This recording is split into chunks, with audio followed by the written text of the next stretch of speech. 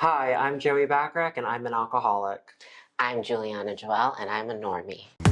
Join us in this rhythm, feel the beat alive. Totally sober, we're breaking the chains. Tagging every moment, wiping away the stains. Together we stand, ain't nothing to hide. Your favorite normie and alcoholic with pride. Reach out and feel, let's lift up the crowd. Together in this, we're shouting it loud. Hopes in our hearts, let the music play.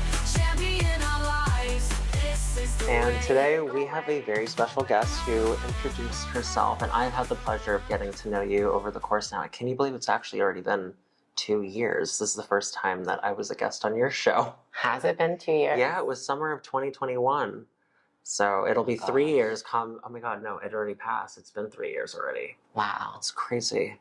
Oh my God. I mean, you lasted longer than most of my boyfriends, so. Well, I will take that as a compliment. Thank you, thank you. And special shout out to my amazing husband, who is our phenomenal cameraman, who's been, well, in my life for 7+ years now at this point. So normally what we do is we invite guests on our show to talk about anything that's recovery-based, mental health-based, and for those who are not in recovery, to talk about what they do for work, what their story is, their background, and any advice, hopes, and dreams that you'd like to share with our amazing guests. Great. Okay, but you got to tell me where we're starting because It's a lot. that's many routes. Yes. So we'll get started with your personal story. Where are you from? So I am Puerto Rican, but I mostly grew up between Puerto Rico and Florida. My dad was in the Army most of my childhood. So I was born in Colorado, but we moved around a lot. Florida's like where I went to high school and really started becoming, I guess, the person I am now. And then from there, I moved to New York by myself, and then I moved to LA. So kind of all over. But in terms of like my childhood and my upbringing, mostly Florida. Okay. I hear they have beautiful beaches. We'll say that's what they have. Okay. I have a love-hate relationship with Florida. My family still lives there, and I am grateful for having grown up there. But for anybody who follows politics, especially in the LGBTQ plus community, Florida's not the greatest. So I don't claim Florida. Okay. Well, New York's not a bad place to be from. No, we love New York. New York's great. New York's doing great. And how long have you been in LA then? I've been in LA 11 years. And what brought you to Los Angeles? I like to think that we're the better coast. I mean, I love New York. My whole family's from New York, but I do think the West Coast is the best coast. I would say West Coast is the best coast in terms of lifestyle and living. I will also say, though, I feel people are better on the East Coast. Okay. I can accept that. I feel like East Coast personalities are more just forward and upfront and honest about who they are. Mm-hmm. LA, not me, not you. I am an LA native. So. A lot of, see, this isn't the natives though. It's the ones who, yes, it's the transplants. You know, they come here trying to fit into certain circles because they want to be famous or whatever the case may be, and they tend to take on personas and personalities that is not them authentically. I'll just say that. Okay. But let's flip this because we're not here to bash No. LA or New York. I moved to LA to pursue acting. I'm an actress. And New York, I could have done that, but New York is more so for theater, which I love theater, and I will always want to do theater. And there, the other option is, you know, go on Law and Order SVU. So LA was, at the time, the smartest choice for me in terms of my career and expanding my career and my, you know, achieving the goals that I wanted for myself. But I do miss New York. New York's not a bad place to miss. I mean, I'm excited for New York. I'm going to be going there on Tuesday for a huge gay sober event. Take your tank top, it's hot. Oh my god, and it's humid too. I love humidity though. Oh, I love humidity. Oh. I grew up on an island in Florida, and humidity makes my skin glow. My hair doesn't like it, but My hair curls in humidity. oh, same. Yeah, Yeah, it's like really curly. it's okay. Just Kind of cute. Shaka I Khan got realness. I got my curly Q realness, so that's good. Mm. And as far as anything that we can shift gears a little bit. So have you or anyone in your family or any close friends that you know have struggled with substance use disorder or mental health challenges?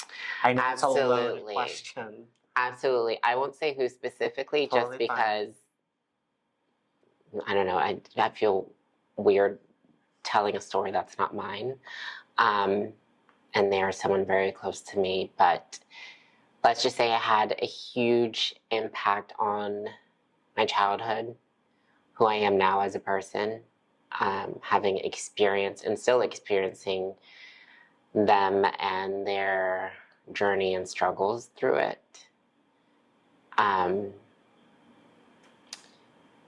I'm still trying to figure it out. They're still trying to figure it out. So it's been a roller coaster, for sure. Okay. Is there anything that you would like to say to this person?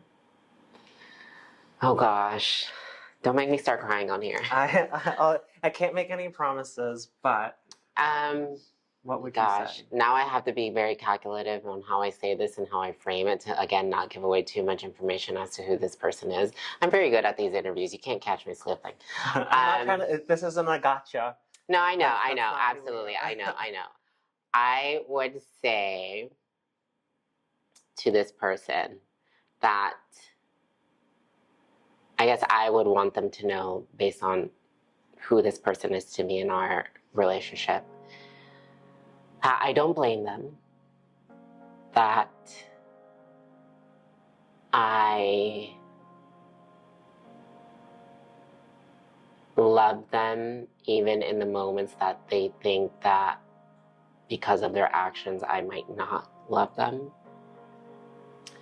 and that I really don't want to start crying. No. I'll get it out. It's actually funny that you're asking me this, because I'm literally like going through one of the like extreme down moments with this person right now, and it's at the point where like it's the worst it's ever been. I think I texted her. I was like, I need your advice, because Which I I'm don't. happy to answer after this interview. Yes, after. Love you guys, but Yes. we're not there yet in our relationship. Oh gosh, no, I would just say that I love you. I don't blame you. Even in your darkest moments, I am here. And Wow. we'll stop there. I'll stop there. Being on the receiving end of a very similar conversation that some of my closest friends have had with me, I, at the time, wasn't in the headspace to hear it, but once I got sober, I took everything that they said to heart, and I knew that all they wanted for me was the best, and I was hurting them more than I could see at the time, and it did take time for me to get to where I was, to realize, like, oh my God, like, I have some really, really good friends in my circle. So I can't speak for your friend, and I won't, but if you were my friend, I would tell you that I hear you and I appreciate you and I love you so much. So, I'll take it. I receive it. Thank you. Well, we can lighten up the mood just a little bit. Okay. Random spitfire questions. What's your favorite color? Oh gosh, I have different answers for different things. Okay, fine. Like my season. favorite color to wear is usually black. Okay. My favorite color to wear on a date is red. My favorite color in terms of like my home is white. I know that's very basic. It's very how to be beige. My favorite color Lipstick is red. Eyeshadow. I rarely wear it, but it's red. What about eyeshadow? Eyeshadow is kind of like a bronzy. Okay. I'm very neutral when it comes to my makeup, just because I don't want to look like a drag queen. No offense to my drag friends, but you know, there's a time and a place. And also, I'm constantly fighting the misconception that trans women are drag queens or men in costumes. So, Which they are not. Which they are not. So I tend to keep it simple. Okay. Unless I'm going out. Then You're always dressed to the tens. I don't know where like dressing to the nines or to the nines came into play. Why can't it just be 10 or 1,000%? But I'll take your 10. outfits are always on point. Thank you. I style Always myself. on point.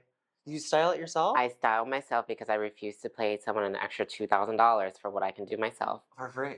For free. And she looks amazing. Thank you. I'm over here on Instagram, like. I mean, we went. You just celebrated your 100th episode of the Q Agenda, which is a huge milestone. Yeah. So congratulations. Thank you.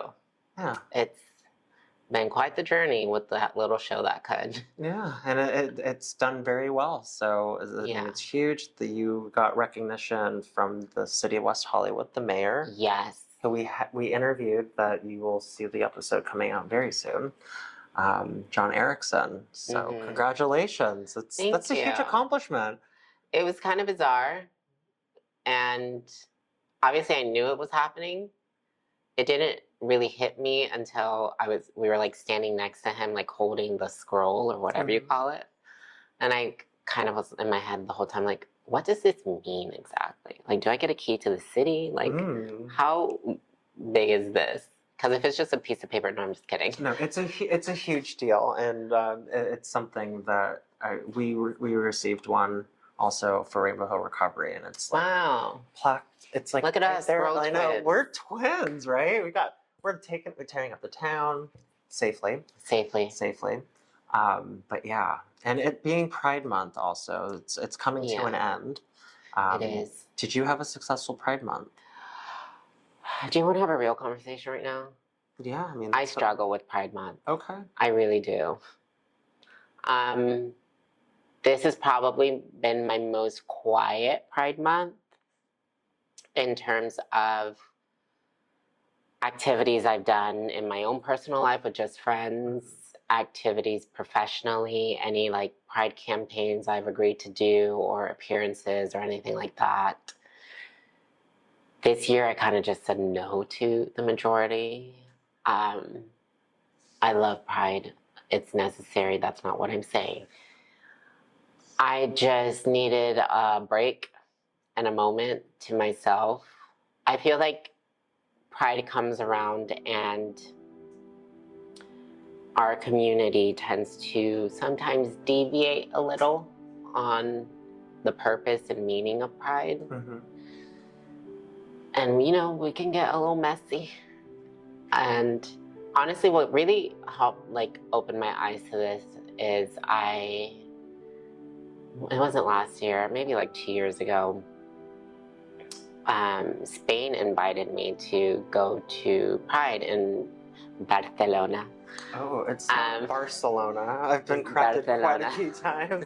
How do you pronounce it? Barcelona. Barcelona? It's like you have a list. Barcelona. But, however, if you say that here, anybody is going to look at you like, really, just say Barcelona. Yeah, you got clocked. If you're not Spaniard or not in Spain, like, don't do what I did.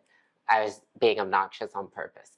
But they invited me out, and I got to be like on a float, and it was great. And the year before, or maybe like 2 years before that, I was invited to, I think it was like the 50th anniversary of World Pride in New York City. That sounds like a lot. That was the most intense but most magical Pride experience I've ever had, because it was a huge anniversary, which I think it was 50th. Don't hold me to that. And it was the first Pride that I ever brought my mom to. My mom had never been to a gay bar.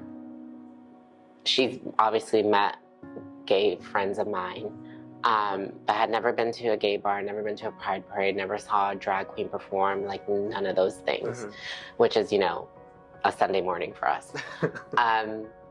And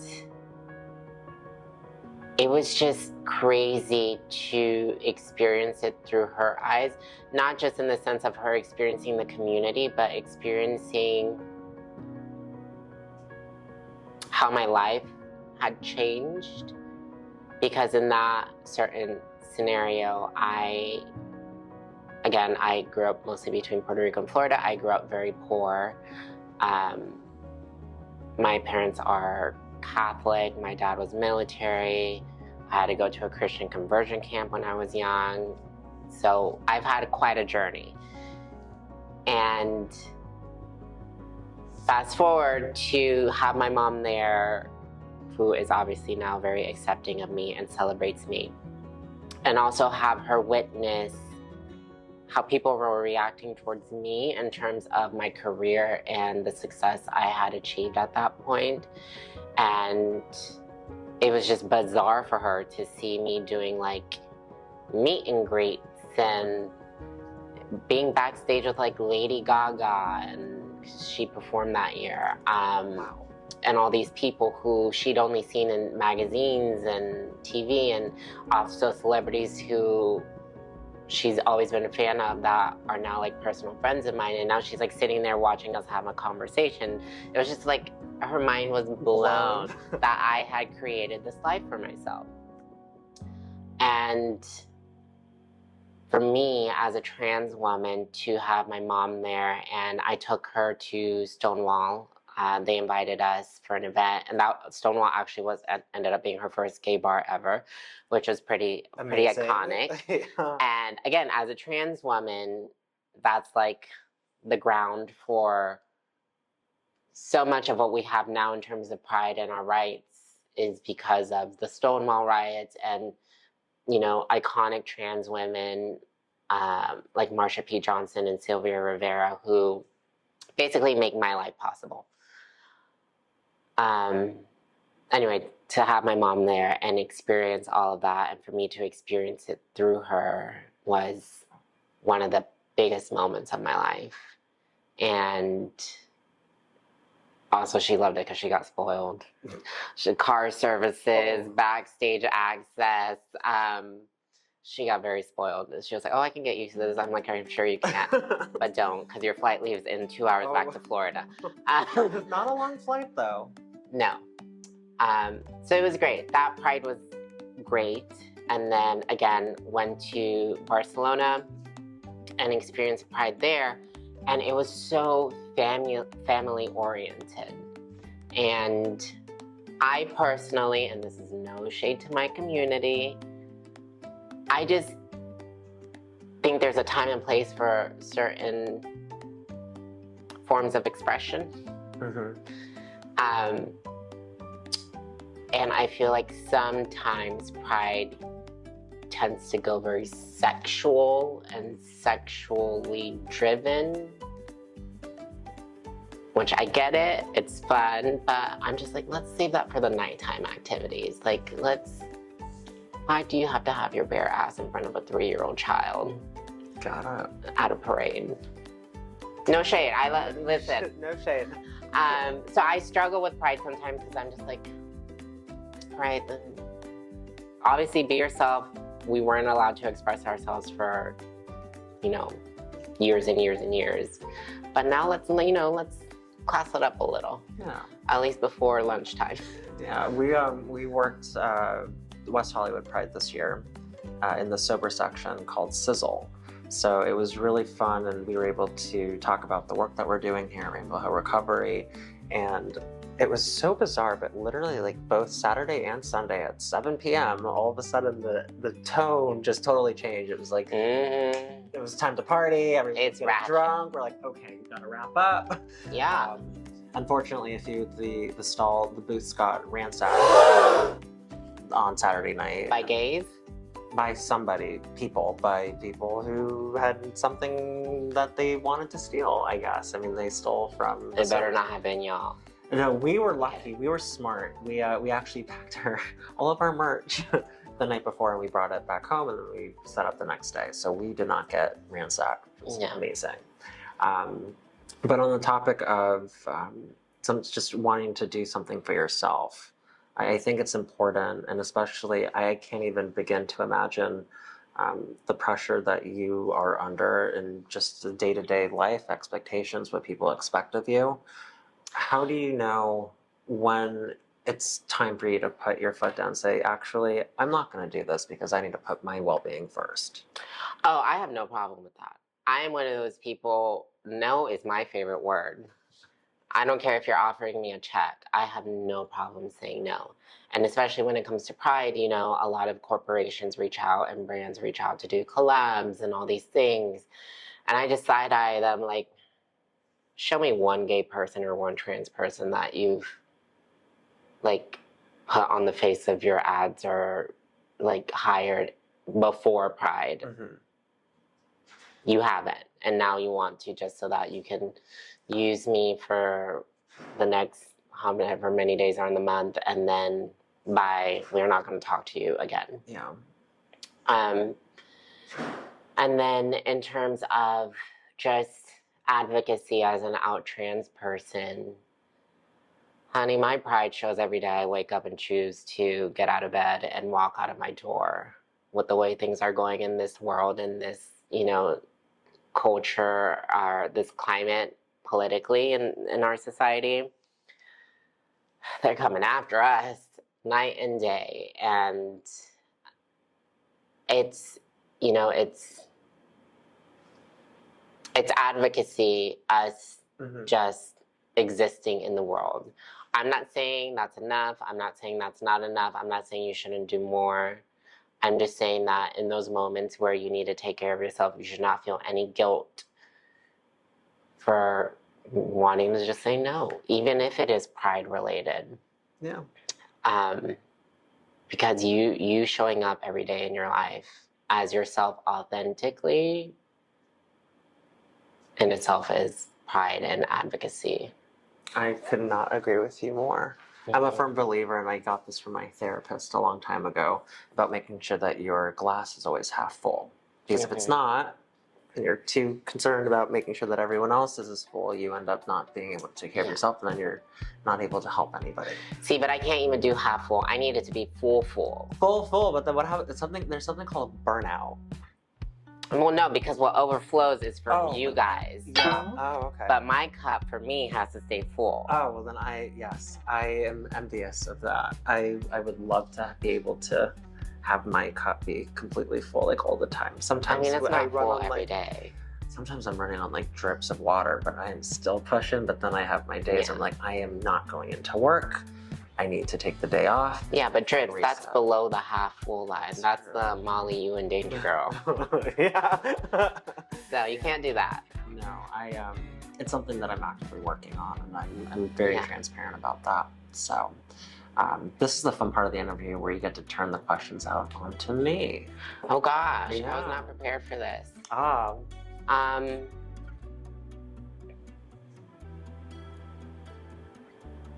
Well, you just taught me what a normie is, Yes. which I'm proud to claim that title. Yes, we love our normie friends. Siobhan, who's not here right now, is our fantastic normie, and it's somebody who's just able to drink normally and does not have a problem like me. So if I were to drink, I wouldn't be able to have just like one glass. I would probably down the whole liter. I actually wouldn't do that. Yeah. So that's why I'm an alcoholic. So. But my question with normies is there something you feel normies ever do that, or maybe I should frame the question this way. What is like a piece of advice to normies in terms of drinking or socializing around someone who is sober or in recovery? Yeah, I think that's a very smart question, and I've had this conversation with friends who are normies. The true friends will understand that somebody is going through something, if it's alcohol related or drug related, to be mindful of the person who is newly sober. But as time goes on, I've had the conversation with some of my closest friends still today that they can drink around me now. I mean, it doesn't bother me. It hasn't bothered me from day one. So it's about asking the individual what they're comfortable with, especially when they're first getting sober. But we don't expect our friends to change unless they have a problem and they haven't admitted to themselves. So that's a different conversation. Oh yeah, I feel like there's a lot of people who haven't admitted it to themselves. Yeah, but that's why we're here. Yeah, just take a stroll down Santa Monica Boulevard. No shade. I used to be one of those people walking down Santa Monica Boulevard. I mean, I've spent a few nights in an actual gutter, a park, a hospital, off Santa Monica Boulevard. So Yeah. I get it. I'm at the point in my life where I want to be sober, not because I feel like I have a problem, because I generally don't think I do. Like, I rarely drink. I've never purchased alcohol to like keep at home in my fridge ever in my life. And if I'm out drinking, like, I know my limit and I stop well before then. But I'm also just at the point in my life where I don't like how alcohol in general makes me feel, like my body. It's because I'm getting old. No. So I've honestly, like, I've really been dabbling with the question of, should I just make this my life now? Like, choose to be sober? It's a question that you'll be able to answer yourself. It sounds like you know what you want to do. I mean, I want to. Well, but I'm also very, I fall very easily. I'm good at saying no with other things, but like, if I'm on vacation in Mexico with friends and they're like, oh, let's have margaritas, I'm gonna be like, okay. Well, they do have a lot of fun alternatives. They do. They do. Mocktails are booming everywhere. I know that there's like a new mocktail bar in Venice that just opened. I think there's a new one in Silver Lake. Actually, do you know what I've kind of started to replace alcohol with? And I don't know if this is a good thing or bad thing. It's okay. Caffeine pills. I haven't heard about caffeine pills. I mean, I'm somebody who used to drink until 3 days ago.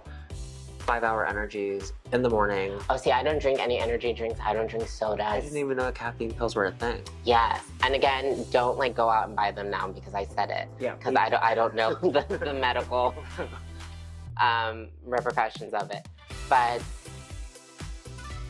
because typically if I drink when I'm out with friends, it's because it, like, I don't know, like, just boosts me up in terms of like energy and makes me more social, because I'm a very antisocial person, contrary to all the babbling I'm doing right now. So caffeine, or even just like when I'm at dinner, caffeine pill aside, instead of having a drink or even dessert, I just ask for a shot of espresso. And I feel like that like helps, gives me the same boost that I feel alcohol did. Well, Andrew does that. He likes his espresso shot after dinner. It's like, ooh, a little pick-me-up. So maybe I can be sober. Yeah. You'll have to let me know how that goes. I'm excited, but I mean, it always starts with having the conversation with yourself, so. Yeah. You have a supporter right here. Thank you. I was definitely sober while I was working with Disney, just because I didn't want any slip-ups while I was out in public. That, well, you know, Disney's very...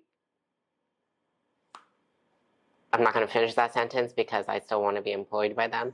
But when you're on Disney Channel, you're catering to very young people. And not that I'm like Angelina Jolie or anyone where like I have paparazzi waiting for me outside of my door every day, but I just didn't want to be out in public and make a fool of myself. So I would avoid alcohol while I was filming. Sounds like a smart plan. Also, it would help with having to get up at 5 a.m. to be on set. And oh my God, that sounds amazing to have a job working for Disney, but awful having to wake up that early. Honestly, it's not. It's not that awful waking up that early? It is for anything else. Like if you told me how to wake up at 5 a.m. to go to the gym, to go to the doctor, to go to the DMV, to go see my parents, to go do anything, I'd be like, absolutely not. But having had the childhood I had, where I grew up watching Disney Channel as a kid, that was my mental escape. That's So Raven was my favorite childhood show out of all. Raven Simone was my childhood best friend in my mind as a kid. My scene partner is Raven Simone, Raven Baxter, and now she's like, not like, she is one of my actual real life best friends. When your life just surprises you that way with something that massive that you didn't even think was possible for yourself. Honey, you can wake me up at 3 o'clock, 2 o'clock in the morning. You can keep me up all night, knowing that I'm waking up because I'm going to set to interact with these people doing what I love. I was always very excited about it. Obviously, I've done other projects where I'm like, oh, and even then, I still try to change my mindset to gratitude when I wake up, when I have to wake up at the ass crack of dawn to be on set. Because it's also like, people think it's fun, and it is, but it's also not. And it's work. Like You're wake, working. and it's work. It's work. It is work. It is fun. It's but fun it is work. It's work. But people don't understand how not glamorous TV and film is. For example, yeah, I go 5 a.m., but I'm sitting and like laying around in my dressing room waiting and waiting and waiting. Then it's finally time for me to go sit in a makeup chair for however long, depending on the project. It can be 30 minutes for a sitcom, because you got to be in and out. It can be an hour and a half for a film if there's special makeup, prosthetics, and you're sitting there and your makeup's done. Great. Now you go back to your trailer and wait and wait and wait and wait and wait. Then you go to costume, get fitted, and then you wait and wait and wait. And finally they need you on set, but it's just for you to stand there so they can block the lighting, and you maybe do a quick rehearsal, and then you go back to your room and you wait and wait and wait and wait. You can be on set for 12 hours that day, but only have had actually worked on the set, saying your lines, acting for like 30 minutes. That is a long day. And by the time you start filming, you're already exhausted. You're exactly. You're exhausted. So good luck if you have to do emotional scenes, because it's a lot. And and sometimes you're working with people who, I've been very lucky that on the projects I've done, everybody has been beyond great. Mm-hmm. But then, there are the instances where you're working with people who don't want to be there, or people in positions of power, directors, producers, who can also ruin the experience for you. Just like any job, having a boss that is kind of a bully or whatever it might be. Again, I have not had that experience, but it happens. But all that to say, acting, I'm very grateful for it. It's my favorite thing in the world, but it's not as glamorous as people may think. And it's a lot of pressure. Yeah, and it's a lot of work. And one thing that Andrew has said, and it took us a long time to get to where we are today. I can't even imagine how long it took you to get to where you are today. And the idea of, it just happened to them or to you, to so-and-so, when in fact it's years of hard work. Oh yeah, it didn't just happen. No, honey. I worked for this. Yes. I worked for this. And not just in my career professionally, but personally. I worked to become the person, or the version of the person I am, that would allow for these things to happen in my life. That's what's important for everyone to understand. I didn't just wake up and someone waved a wand and poof. No, I worked, and I put myself out there to a lot of criticism and hate and all that to do what I do and be who I am. So on the topic of dreams, Mhm. what advice would you have for our younger viewers who are chasing their dreams to be whatever it is that they want to do in life? What advice would you have? I have a couple of things Okay. that have worked for me. Might not work for you, but it worked for me. Number one, make the dream into a goal.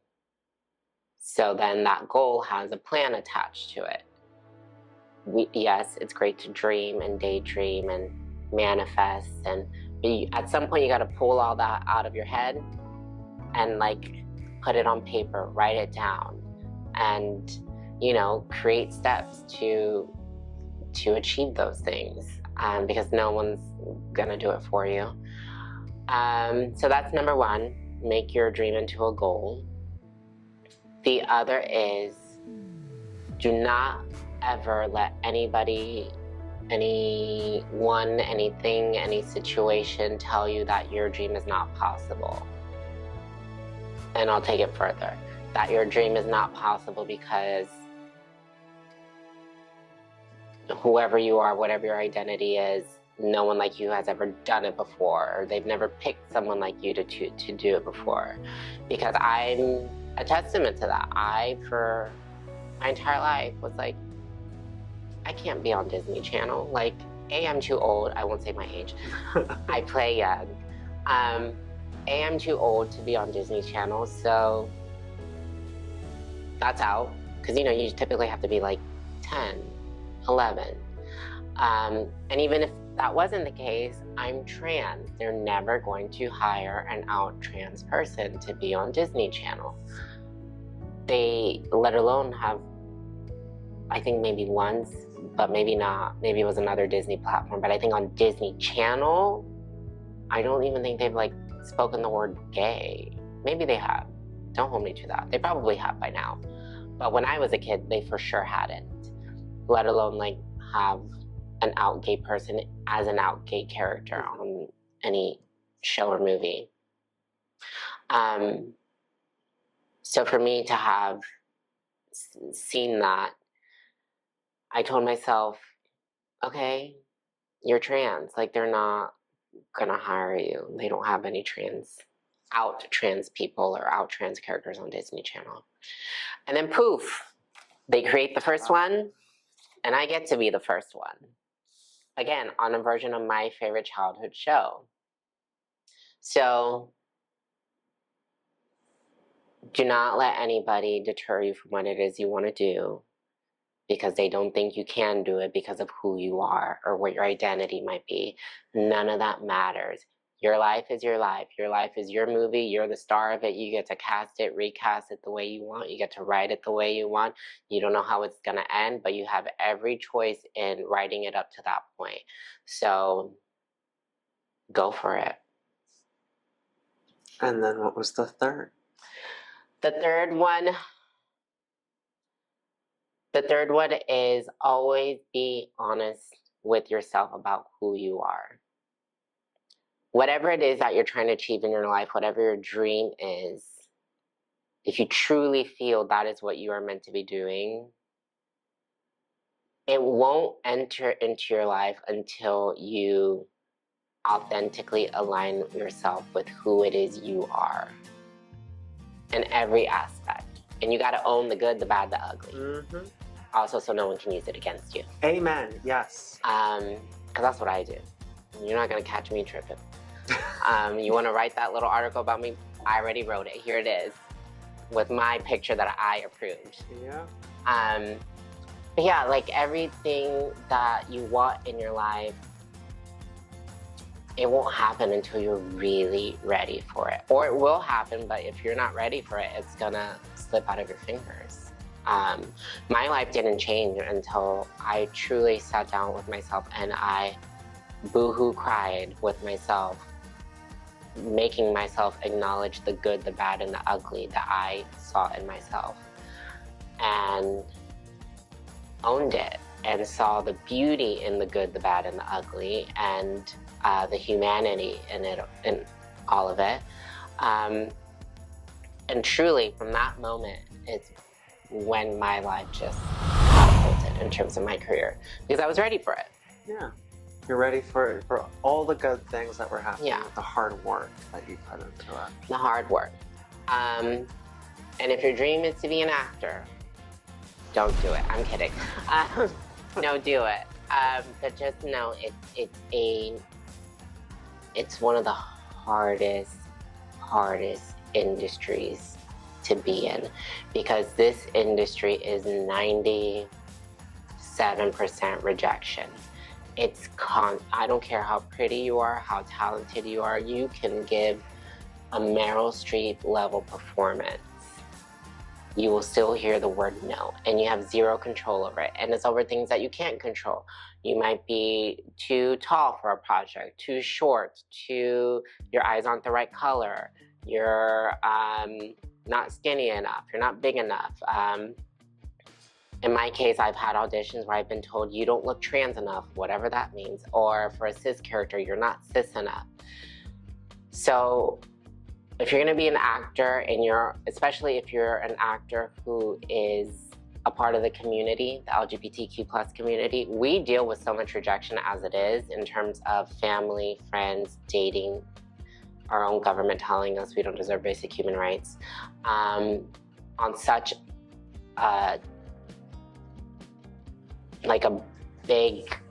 such a big portion of our everyday lives. We constantly face rejection.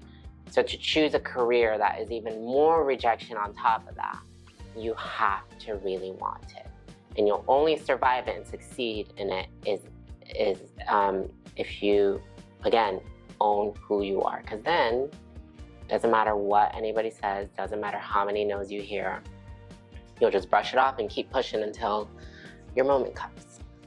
Well, I want to personally say thank you. That was a very long answer, but thank you. No. I want to personally say thank you for taking the time to sit down with me today and share your wisdom for us to get to know who you are. You are so welcome. And so, thank you. And on that note, we will see you next time. Make sure you like and subscribe, and we'll catch you soon. That was so good. Hide your favorite normie